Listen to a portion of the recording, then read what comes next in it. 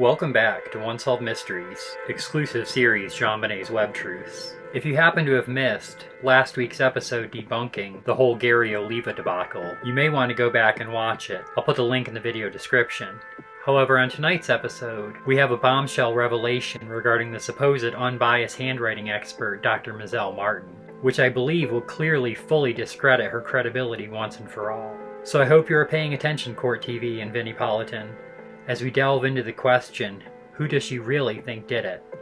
Writing the ransom note, that is. Gary Oliva or Patsy Ramsey? Now to begin, we should focus in on the recent video that Dr. Mozelle Martin released, in which she stated, based on 36 international years as a court-qualified question document examiner and forensic handwriting expert, it is my professional opinion that Gary Oliva did, in fact, author the ransom note. So that is quite a bold claim, which we will address further in a moment. But first we should pause, rewind, and go over the other relevant statements she made in this video, starting when she said, "Hi, this is Dr. Mozelle Martin.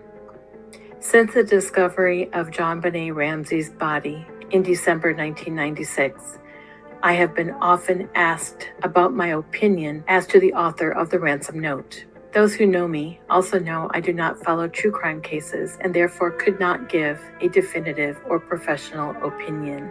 Okay, so to begin, we are told in July of 2023 that although Mozelle has been asked for her opinion in relation to this case for over a quarter century, she claims she does not follow true crime cases, therefore she could not give a definitive or professional opinion until now. But she continues, "I believe one reason that I was chosen is because I would approach the case with an open mind, having no preconceived or biased views." For she believes she is the chosen one because she claims she will approach the case with an open mind, having no preconceived or biased views. But she continues, "This is in direct contrast to many other handwriting analysts, experts, and even the general public." Now this is quite an incredible claim considering she is a rather well-known handwriting examiner, and this is one of the most notorious ransom notes in modern history. But here is the icing on the cake as she speaks of others and states, "Who have unfairly blamed Patsy Ramsey and scrutinized John and Burke." So apparently here in 2023, Mozelle appears to believe that blaming Patsy Ramsey and scrutinizing John and Burke Ramsey is unfair. However, in order to cover her own arse, she says, "Let me say this. Despite the possibility and likelihood that other analysts and even the general public will attempt to discredit me or my findings due to their tunnel vision and biased belief in Patsy's guilt, their attempts will not influence my opinion." But as she stated, it is not only a possibility but a likelihood that others will try to discredit her and her findings. However, it is not due to any tunnel vision or biased belief in Patsy's guilt on my part, as I happen to know for a fact that the family had absolutely nothing to do with this heinous crime. Therefore, my attempt is not to try and influence Mozelle's official opinion in any way, but to totally discredit her and her findings altogether, which isn't very difficult to do if you just go back in time a little bit and listen to what Dr. Mozelle I Drank Too Many Martinis herself had to say about the case a few years ago. To begin, she was asked if she had worked on the case at all, to which she responded, "Well, I think what happened was I couldn't work on it because I had a relationship as far as a close friendship with one of the detectives on the case, so it was a conflict of interest for me."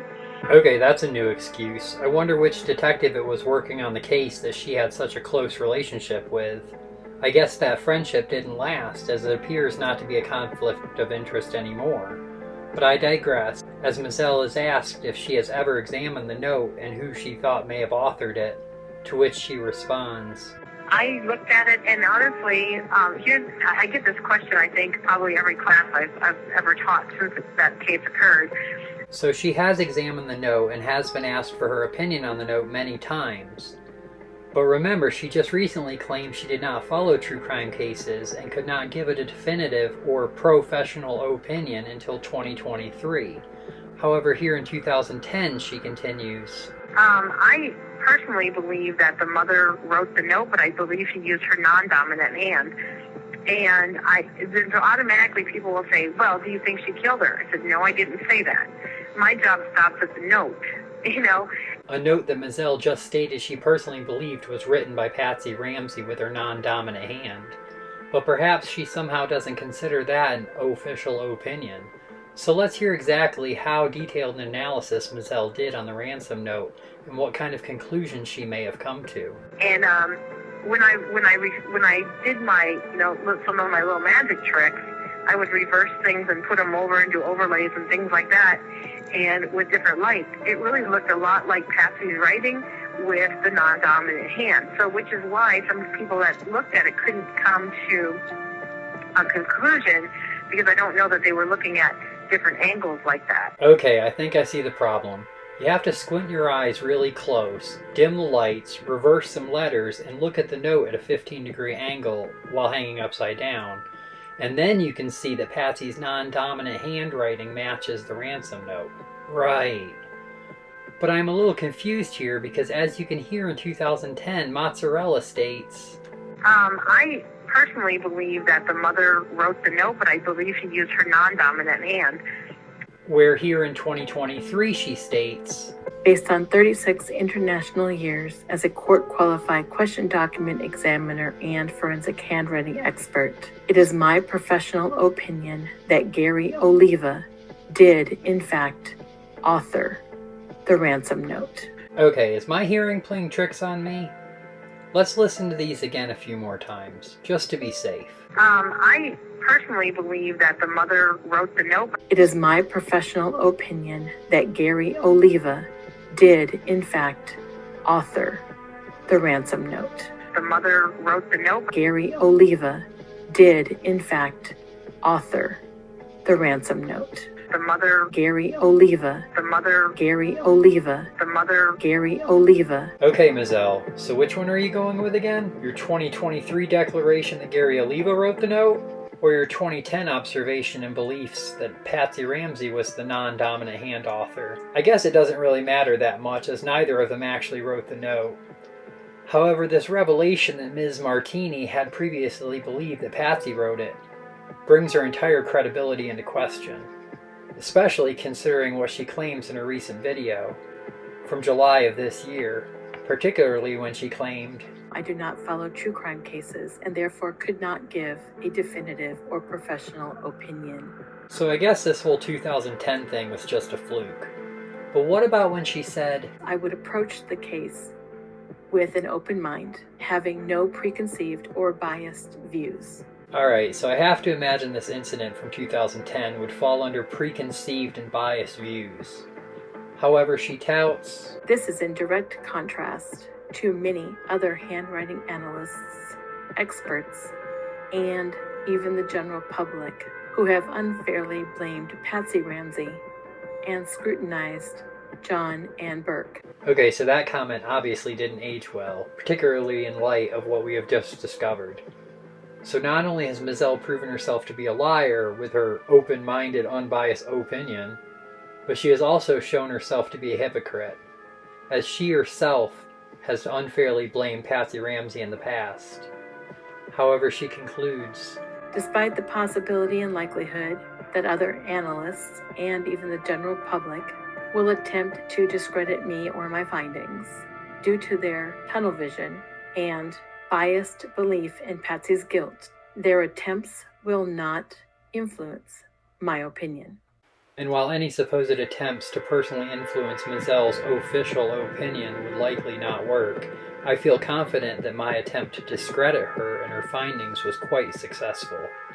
Then again, she makes it rather easy when she can so easily be discredited by her own words.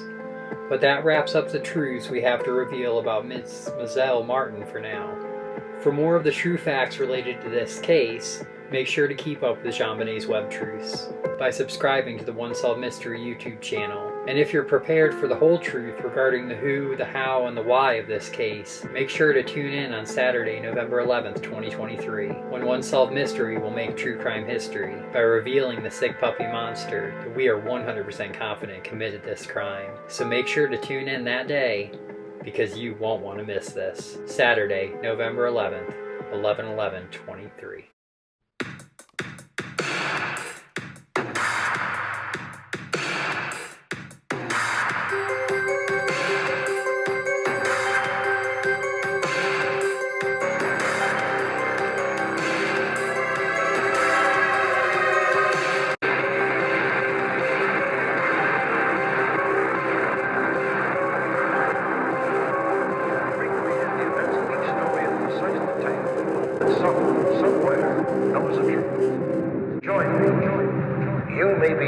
help solve a mystery.